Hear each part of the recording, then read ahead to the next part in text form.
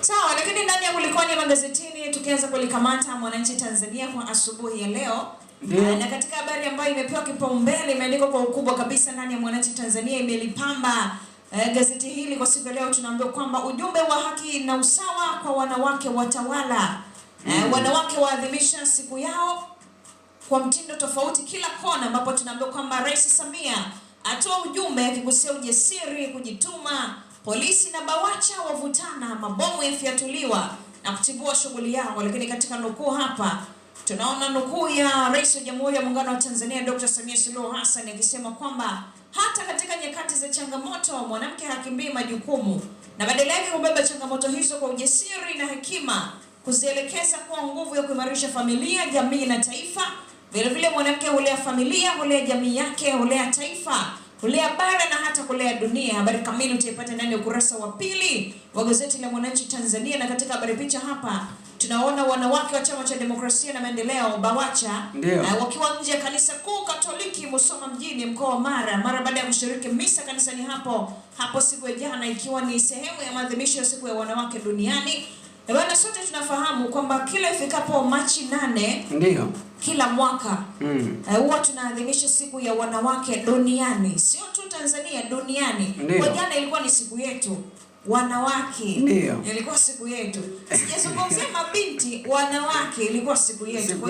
Kwa hiyo unapozungumzia wanawake hapo utazungumzia wamama, utazungumzia watoto wa kike, utazungumzia mabinti. Jana ilikuwa ni siku yetu. Na katika siku ya hapo jana basi watu wengi waliweza kuzungumza mbalimbali, na miongoni mwa vitu ambavyo viliweza kuzungumzwa siku ya jana tunaambiwa kwamba wanawake waliweza kutoa kuhusiana na ujumbe wa haki na usawa.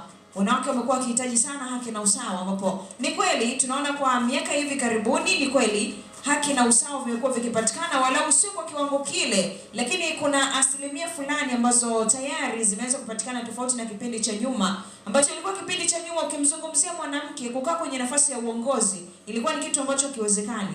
Ukizungumzia mwanamke kupata fursa ya kusoma ilikuwa ni kitu ambacho hakiwezekani. Lakini kwa hivi sasa tunaona hivyo vitu vinawezekana na wanawake wanapatiwa hayo. Kwa hiyo kikubwa tu ni kwamba tuendelee kuwatunza wanawake, kwa sababu sote tulikuwa mashahidi katika hilo. Pale ambapo mwanamke unampa nafasi huwa anafanya kitu na kinaonekana. Au mimi nasema uongo? Ni kweli kabisa, kwa sababu tumeona hata kwa baadhi ya viongozi wakubwa kabisa. Mfano kiongozi wa nchi sasa hivi ni mwanamke, ni Rais Dr. Samia Suluhu Hassan, ni wa kike. Kwa hiyo tunaona kwa namna kipekee kabisa tukiendelea kuwashika mkono taendelea kufanya makubwa zaidi. Ndio maana nani yule Miriam Chiro hivi anaimba kwamba wanawake tukiwezeshwa tunaweza. Tuna ndoto sio za kuwa madokta na pilot, sema ni vile sema vizuri katika kuimba, lakini hivyo. Lakini moja ya ujumbe ambao mimi niliupenda pia siku ya jana, wanawake pia waligusia kuhusiana na matatizo ambayo wanayapata wanaume katika ndoa. Kuna wanaume wengine wanapata changamoto za kuweza kubaguliwa, lakini wengine wanakuwa wananyanyaswa. Kwa hiyo siku ya jana iliweza kutolewa ujumbe wa kwamba kama wewe mwanaume unanyanyaswa katika maisha yako ya ndoa na mwanamke, unatakiwa utoe taarifa katika sehemu ambazo unaweza ukapata msaada. Mbona unaflasha? Hapana, nafurahi. Unajua ni kwa nini? Kwa sababu wanaume wengi wamekuwa hawawezi kusimulia zile changamoto ambazo wanakuwa wanazipitia. Na wanaume wengi wanakuwa wakiamini kwamba kusema changamoto ambazo wanazipitia wao katika ndoa ni kama udhaifu. Niliweza kuona taarifa moja kama miezi kadhaa iliyopita hivi, I think ni mwezi Januari pale, niliona taarifa moja ambayo inasema kwamba kuna mkoa fulani wanaume inafikia hatua mpaka wanapigwa, lakini hawawezi kuzungumza.